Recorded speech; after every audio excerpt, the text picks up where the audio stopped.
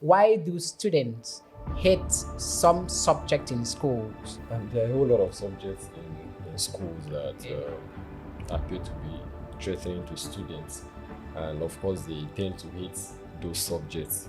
But first on the list will always be the almighty mathematics. The calculation, the laws, you understand, law of this, law of this. You know, students go like, please leave me. They don't see it as a subject that will be useful to them maybe in future. Is it really the teacher, or was it me, or this my big head? I didn't really want to learn it. I wasn't I didn't have that interest for it. So let's get to it. I'm an idealist by nature. I believe that nobody is born empty. Teaching is my passion. I don't think I will perform any better in any other field of life. That is the truth. The truth is that students run away from subject because of learning environment, how conducive it is, the openness of the teacher, and sometimes students on their own part can be lazy. Exactly.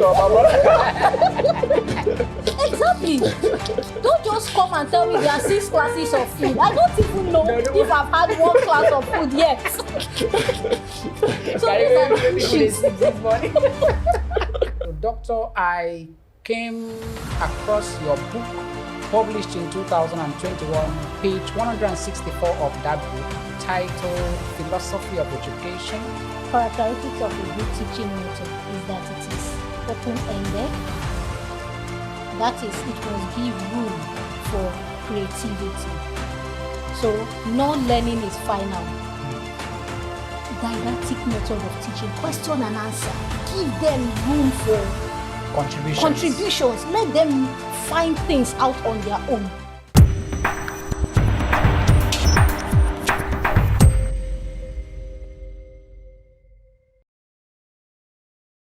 Hello, viewers. This is Uproot the Issue podcast, reaching you. A podcast that is intentional about you, the society, and the family at large. And so in today's session, we'll be discussing about a very critical issue that is or had affected you as a person in your journey of academic life. And so I am not doing this alone, and I cannot do this alone. The topic we are having the conversation on today is students' hatred for some subject in school. Why do students hate some subject in schools? So the literature, the mathematics, the physics that you hated so much in school, or you find it very difficult to develop passion for, why do you hate that particular subject in school now? Who is to blame? Of course, I believe you have so many answers and so many reasons behind your answer. Join us as we start this conversation, always on the track of saving you as the host is Ekemine Ekure. I love doing this and I can't do this without you.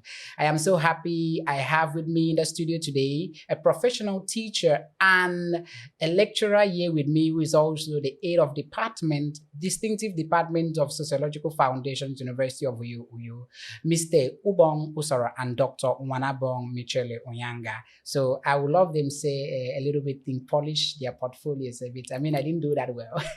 So, Doctor, please. Hello, listeners. It's a pleasure being here. I'm Dr. Wanabong Onyanga, the head of Department Sociological Foundations of Education, a specialist in philosophy of education. I'm happy to be here. I'm also happy to host you, Ma. It wasn't that easy having you. Thank you very much, Doctor, for joining You're us. welcome. Okay, Mr. Sarah. Hi, my name is Ubong, sir. I'm a teacher.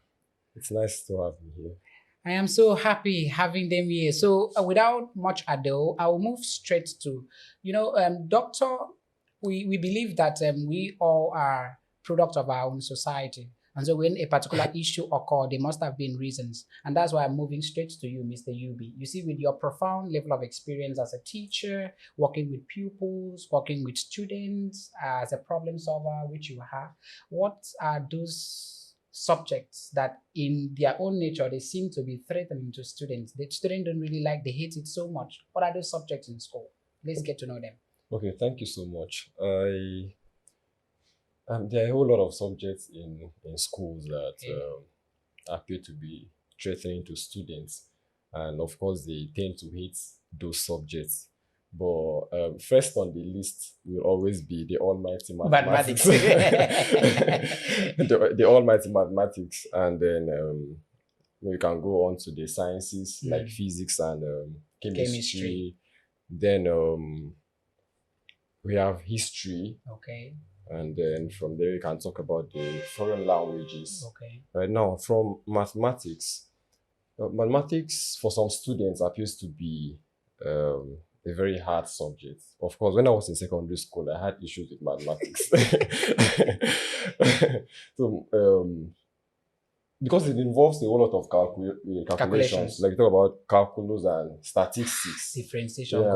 And you are not even done with the simple mathematics. The simple arithmetic. You now hear of further mathematics. That can make what you are we run mad. That can make you run mad, you understand? So students tend to hate mathematics because of the calculations and the whole lot that is involved. And sometimes, if you should ask me why do they hate this subject, they don't see it as a subject that will be useful to them maybe in future. You understand? Because you look at the society now, people are like, if I'm learning this subject, what will I use it for in the future? Okay. You understand? How will me knowing this subject affect the cost of things in the country, right? Will it bring down the cost of things in the country? So they just lost interest in the whole thing. Now you look at subject like history. Now, if you must study or learn history or study history in school, you have to take notes of dates. It involves a whole lot of dates and events. You understand? Events, and then names. Yes. Some names. You understand? Like if you want to talk about military regime in Nigeria, there are so many people you cannot leave out of the topic. Yes, you understand? So it involves a whole lot of names, dates, events, and how it didn't happen. What led to this particular event, you understand? So students find it difficult and they tend to hate it because of all those things. You have to cram the dates, and also they'll be like, please just leave it with history. Now, foreign languages or foreign language. Now, to learn a new language, you understand, it will bring in new grammatical structures, right? New pronunciations, because there's new words that will be, you're learning a new language entirely, you understand? So grammatical structure will not be what you've been hearing before, and the pronunciation and a whole lot. So student will be like, please leave me out of this. I'm not ready to stress myself on this. And a whole lot other subjects, you understand, like literature, and the rest. Let me not leave out the sciences, physics, chemistry, the lab work, the calculation, the laws, you understand, law of this, law of this. You understand? Students will like, please leave me. You understand? So those are the few subjects that students find it or difficult, and maybe they tend to hate it in schools. Wow, when you talked about the sciences, I can remember vividly well in my SS1 I hated physics so much. I didn't but I found chemistry very interesting. I found biology very interesting, but in all, I think physics was the highest subject I scored in school. I never had below 81. But I hated it. Why? Because I the fear of failing, and I have my own issue too, which I will run to doctor. Maybe doctor will explain, and she's in a better position to tell me why I really hated physics that much. But you talked about something, foreign languages, and I remember that somehow our interest in learning something new can, there might be an obstruction, something that we knew already may obstruct that thing. And I learned something sometime in my level 200 called negative learning, where a particular inherent knowledge you have may obstruct you from flowing very well with something you want to learn. For example, someone may decide to learn something like German or French, and you mostly see this. I'm not trying to incite something, but you see mostly in Anang part. You see someone, saying provost, and they have issues in those things. And even in German, there's a German word that is called, if you are spelling it, German, they pronounce W as V. So Okay. that word is Joanne Wittgenstein, not Wittgenstein, if you want to Wittgenstein, pronounce okay. it too. If you don't know these things, you see, You'll find it you'll find it very difficult difficult to learn. Yeah. And so, Doctor, let me not really rely on you, be so man. It's old school. I'm coming to. So you see, Doctor, recently you were awarded as the student most friendly lecturer in your institution, and that is, I didn't mean you are not in the student, I would have been sounding a whole clap for you. But congratulations, Doctor. Thank And you see, with your consistent level, you have over 14 years of experience in nurturing stars for our society, and it's not something that I've seen lecturers at some point, they just relentlessly they had to leave the job, but this one you've been doing this as a calling for you, a passion, consistently for over 14 years. Doctor, with this level of profound experience, what will you say are the possible reasons why do students hate subject in school? The physics I hated so much, which I would love you to explain, because me, I love learning too. Why did I really hate? Was it really the teacher, or was it me, or this my big head? I didn't really want to learn it. I wasn't I didn't have that interest for it. So let's get to know. Well, thank you very much. Students, like you said, I have had over 14 years of experience on the field because I started as a primary school teacher. Okay. And I worked with infants about 4 years old, between 4 and 5 years old, and I had to teach them. It was very difficult working with them because they have so many ways of doing things that can throw an adult off balance. So it was a sweet, bitter experience, but in all of that, it shaped me to who I am today. Okay. Now, coming back to the question on who is to take the blame, there are many factors. It may be the teacher. Okay.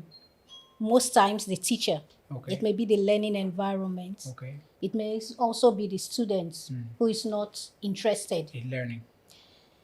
When it comes to the teacher, some teachers are very difficult to work with. Exactly. They come into the class and give the scenario that, please don't ask me any questions. I'm not here to answer your questions. No interaction. I just want to give you what I know and leave the class.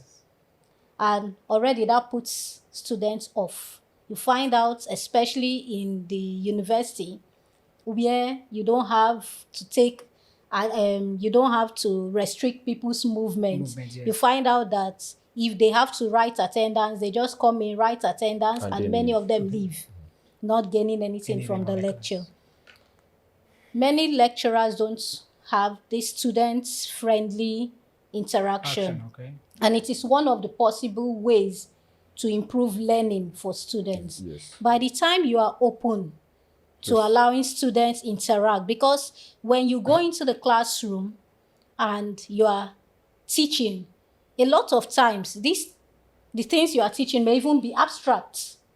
And if you don't concretize those things, bring them home, let them see it in everyday examples. And how they can apply it. And how they can apply it. To solve problems in the society. Like Ubong said about mathematics, by the time you work with df, dy, and x squared and all whatnot, and then find x. Find x. Like for what now, guy? And then you leave school until today, we are still looking for x. It doesn't make sense. But if you bring it home and tell them, look, by the time you work on this in this way, mathematics can help you to solve problems in this way. By the time people interact with one another and have to solve problems using mathematics differences, by the time you bring in the fact that differences come in to even in situations where you have to interact with one another, the knowledge of what you taught them in the classroom comes to play. Exactly. And when people see that the things you teach in the classroom can be applied in everyday life, they gain interest. So the teacher has to also create a conducive learning environment for the students. Another thing the teacher needs to do, I'm pushing most of the blame to the teacher because the teacher has a lot of roles to play in the classroom. When he enters into that classroom, the students look at him as the one who knows it all. Yes. Yes. But he has to put himself in a situation where, come, I may be more knowledgeable than you in this area, but I'm also open to learning. Exactly. So he should allow the students also to make inputs in the learning. Ask questions. Ask them, what do you think about these things we've discussed? Students are very intelligent. Let's give them that. Nobody has, should I say, okay, let me use John Locke's theory now that says everybody's a blank, you are born blank, and then it's the environment that writes on you. Yes. I'm an idealist by nature. I believe that nobody is born empty. So it is the teacher's role to bring it out, to bring the innate idea out of the learner. Now, students sometimes go into the classroom and they don't just talk. They want to watch how the teacher goes about it. It is your duty to identify those students who are not even making any inputs. Yes. Because by the time you give them that platform to answer questions, you have given them a whole new level of confidence. Exactly. So the teacher plays a lot of roles. Another factor that can make students run away from learning some subjects is passion. You said earlier, the host said that I've been in this system for 14 years and counting. And I'm still growing in the system. And I don't think that I have changed from what I used to be. Yes, I've always had this at the back of my mind that students are the reason why I am here. Teaching is my passion. I don't think I will perform any better in any other field of life. That is the truth. I love to impart knowledge. And that's what has kept me. The conditions are not favorable, yes. But it gives me joy when I see somebody who I have contributed to his life in the classroom coming up to me to say, doctor, you taught me. I've had that experience in men. There was a time I went to the bank to make some transactions and I needed a black biro. Okay. And I asked at the counter for a black biro because I didn't carry my handbag. And there was no black biro. They asked me to go and look for a black biro. So I was like, where do I go to? I went into some rooms. And then one guy just stood up and gave me a seat. He said, sit down. Let me look for a black biro for you. And I was wondering why. Who is this person? Who is this person? God. He went and came back after some minutes. And when he came back, he said, I know you may not know me, but I had to go and look for this black biro because you taught me. Wow. And I was like, I taught you. I hope I taught you well. He said, yes, you taught me. Very well. And I'm proud to be associated with you. He said he checked the whole bank. There was no black biro. So he went out to buy. And I was just happy. It's a black biro. It's not more than 15 naira or now 100 naira. Yeah. But that somebody went out of his way to do something nice for me. That's how I feel I'm blessed. So my dear, the truth is that students run away from subject because of learning environment, how conducive it is, the openness of the teacher, and sometimes students on their own part can be lazy, especially when they come to the university and they feel they have freedom. Some want to exercise their freedom to explore to the end, not realizing that there is freedom from and there is freedom to. So they take their freedom to the extreme and like, okay, this is my time to flinch and I won't go for classes. After all, I've heard in the university, you just flinch and come and write exams and sorts. And it's not like that. Many times it's not like that. So there are many reasons why students run away from subjects. Doctor, I'd learned so much, but quickly I'll rush to you. You know, Doctor made mention of somehow, if not mostly, we do have a situation where the bond you try to create between you and your learners forging that interest the learner may have for that particular subject. And so let's also hear from you with your level of experience. Do you think a teacher, the attitude of a teacher towards his or her job may trigger that hatred, not only for that subject, it may force the student to hate the subject and even hate the teacher till this. Yes. Well, I wouldn't want to say so much about me, but let me just say this. That's one of the reasons one of the things that made me hate maths in my secondary school days was because of the teacher I had. You understand? This teacher is this one that if he wants to flog you, Sorry, Daddy. you understand? So, there are some teachers that when they flog you now, we're taught as teachers, as parents. now Yes, you, yes, yes. after Surrogate flogging parents, a yes. child, Call it's you. like, you call the child back. And so, but this teacher knows that if you don't do these assignments, I'll flog you. You understand? I'll so flog you. You understand? And you forget your full with name. with that, a student will be like, that fear, that alone will develop fear in this lane, and they'll be like, no, I can't do this. Some will even jump the fence before even coming. I'm telling you, some will leave the class. Some will pretend to be sick during your class. You During your understand? class, yes. Just want to leave the class for you. Exactly. You understand? I can't stay in this class with this man. So it's students or teachers' attitude towards the job. The job, you understand, can make a student to hate the subject. Now, another reason, another factor is should I say peer influence? Peer group. Group influence. Now, if in a group of 5 students, I'm trying to learn math, Okay. and I have 4 other friends that do not love mathematics, or they okay. don't like history, or maybe they don't like the sciences like chemistry and physics. And they keep telling me, "What are you doing, guy? Leave this thing. It will not be useful in the future." That's peer group influence.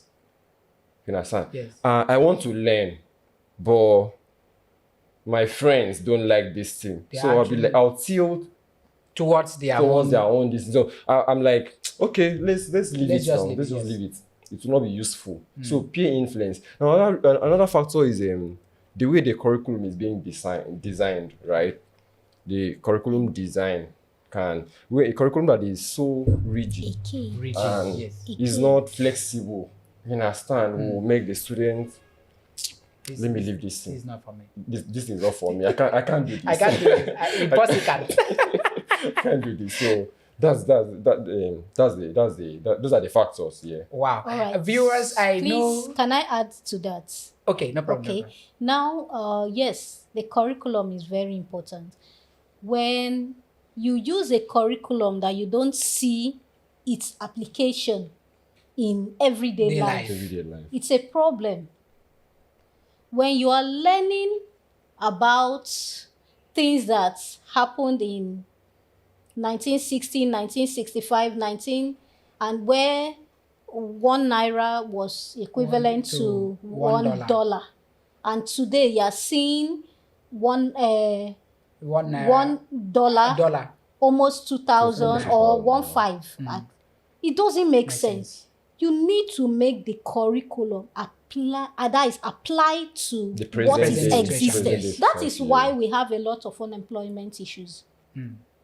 Because we are dwelling so much on certificates, white collar jobs, and forgetting that as a people we need to create jobs for ourselves.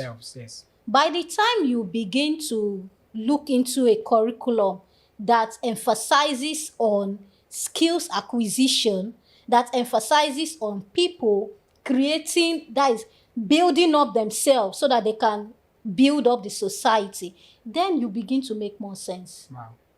That's one. Then another one is entry behavior. How do you teach? It goes back to the teacher. When you get into the classroom, how do you introduce your topic? Do you start from what is known to the unknown? For instance, or do you start from the simple to the complex? Simple to the Because complex. some teachers start from the complex to the simple. and want to get to the simple. They may even end in the complex. Exactly. And the student will lose interest in the whole thing. Yes. You want to start with talking about balanced diets, for instance. Why don't you begin by asking, how many of you have eaten today? It's a good place to start. Because one must eat before you go about Exactly. Don't just come and tell me there are 6 classes of food. I don't even know if I've had 1 class of food yet. So these are the issues. These are the issues we are talking about. So entry behavior is very important. And teachers must learn also to applaud the efforts of their students. Okay. That's another thing people look out for. Because when I give an answer, for instance, to your question, no matter how right or wrong it is, you should at least appreciate me for the attempt.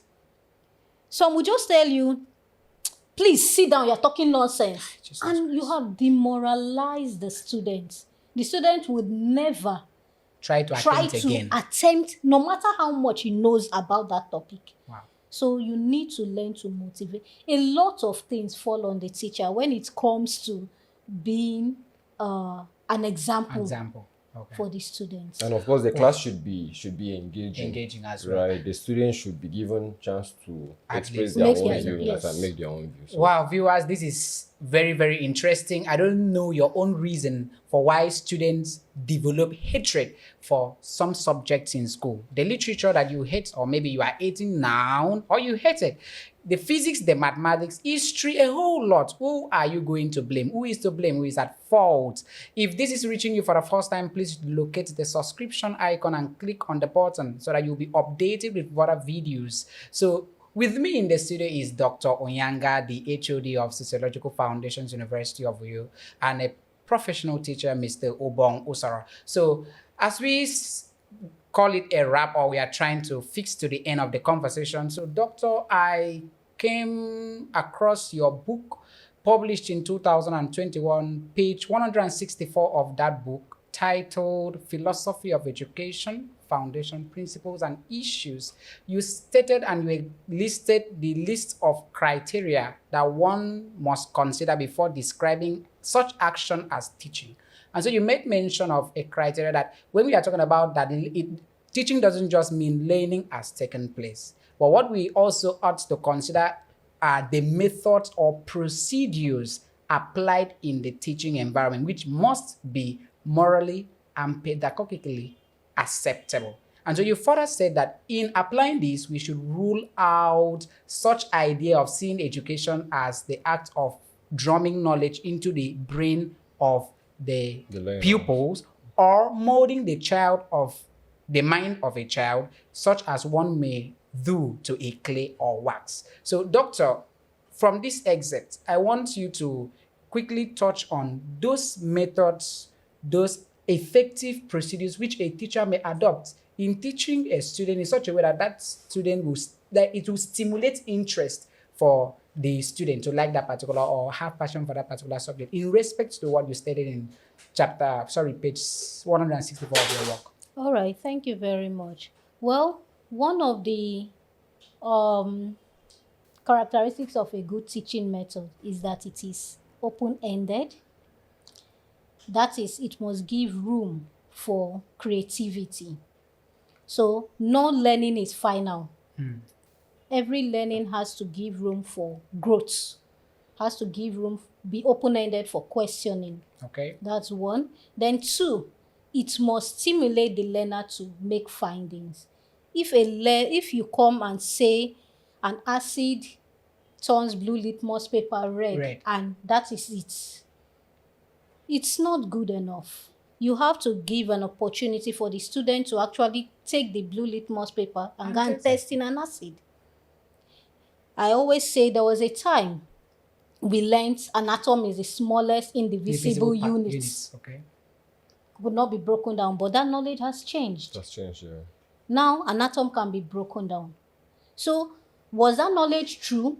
Yes. It was true then. But new findings have revealed that knowledge is a cake, and new findings have brought about new knowledge. So, knowledge is updated. One of the teaching methods that you can use to stimulate students, especially in this age of technology, students no longer just want to sit absorb what you are Everything, doing. yes. Everything now is on the Exactly. internet. You have AI, you have other tools that are doing marvelous work. Didactic method of teaching, question and answer. Give them room for contributions. Let them find things out on their own. Don't just sit in the classroom and give this assignment and say submit within 2 weeks. Let them go and make findings.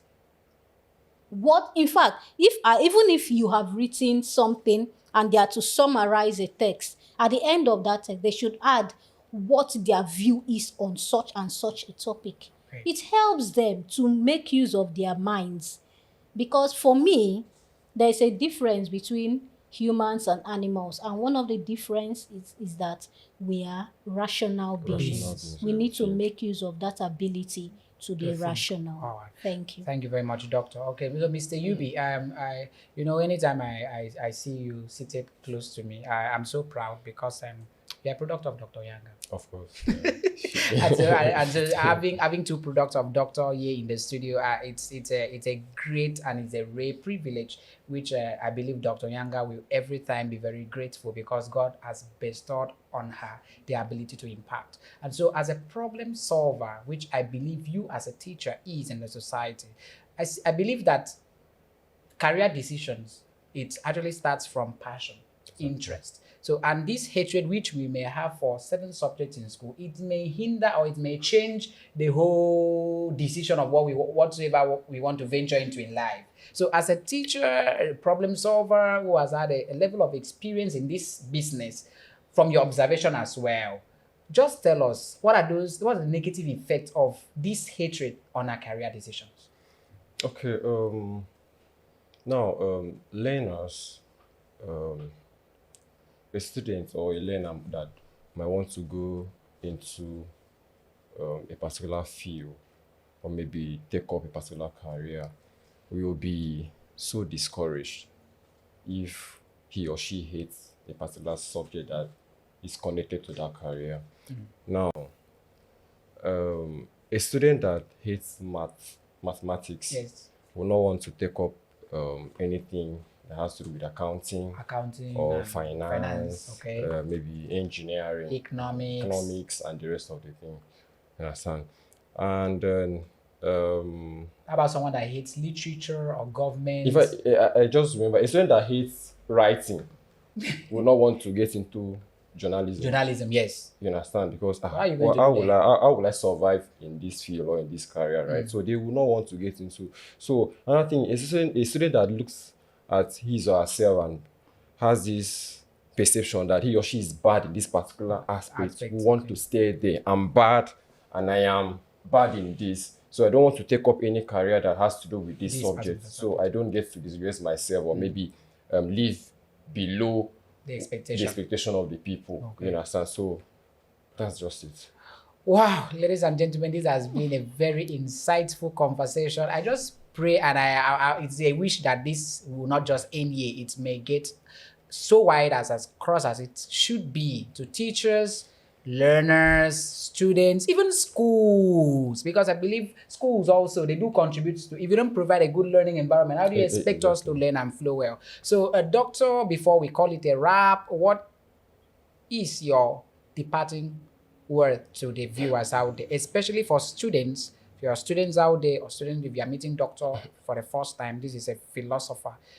She's one of the best female philosophers I've ever met because she made me to develop interest for philosophy. So if you are listening to Doctor, be ready to hear what Doctor will say as a parting words. What is a word of, because I know you are a motivator, you motivate a lot. So what is your word of motivation for this student that must have been shattered, the interest for this particular subject has been, deliberated by any factor in school? So what is your own parting words to that student? Well, for students who have found it difficult to follow their passion because of one issues they have met, one obstacle or the other, especially on the part of the teachers. For me, I think that the student should still see student should still look inward and know that first and foremost, he is a beautiful person. Hmm. And no one should be able to decide what or who you will become in In future. future. No one can tell you that you are a bad person and you cannot excel. You should tell yourself every day that indeed you were made to make a difference in the world and you can do it. So I think by the time you start from that perspective, the second thing is you need to work hard. The truth is that you cannot achieve success without working hard. Hard. I don't believe in sweatless victory.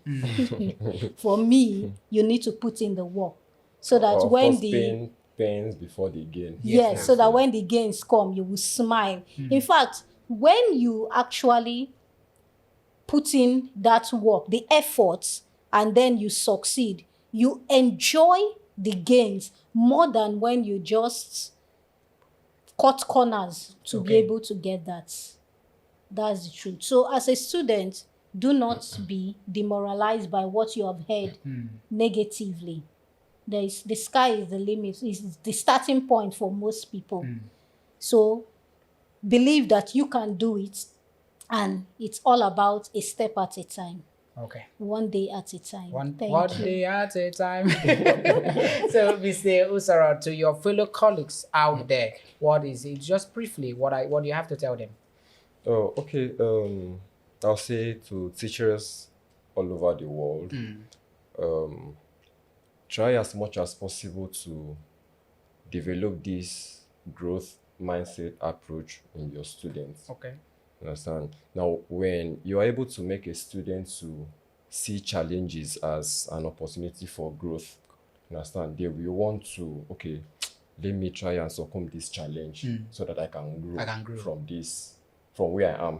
You understand? So once the student is able to get to that point and you are helping that student to see this challenge as an opportunity to grow, you understand, they will be eager to learn a particular subject. So, and to students all over the world, now, your hatred for a particular subject doesn't mean that subject is not important. Okay. And now, if you look deep or deeper, you discover that every school subject has its work, you understand, and it can be applicable to solve the problem the of real life. life problem, you understand, and even in your career it can be helpful.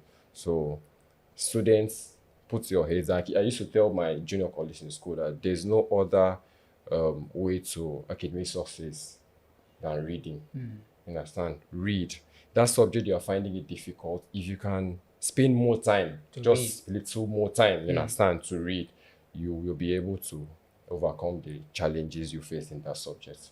Wow. Why students hate some subjects in school has been the conversation we had so far you've been listening to. And so if you are hating a particular subject in school, please always remember that as a student, there's no form of success. There's no path to success other than you. You keep on changing the history and the narrative behind the success story only if you see yourself as beautiful, as handsome, you can achieve, you can do more, and there's more to you. And to as the teacher listening to me, you've heard from my guests, Mr. Bongosora also said, that was from Dr. Yanga, Mr. Bongosora also said that develop that growth approach in teaching. Apply it. Don't let your students to believe that challenges are actually challenging in itself. No, they should see it as an opportunity to grow, to explore, and to develop their mental horizon. Because at last, we all are rational beings. This has been a very wonderful conversation time with Dr. Owanabo Onyanga and Mr. Usora. I think Doctor also said that she has something to say just before I call it a wrap. So let me allow her. Well, before we call it a wrap, I want to just say kudos to all teachers out there, because they are working, especially in challenging times. So I appreciate you, and I pray that God blesses you for your good work always. Because it's not easy to be a teacher in Nigeria. Yes, it's only Nigeria that you would know, and all over the world, the teaching job is not really easy. The toughest work one could ever face, because they go stress your mind.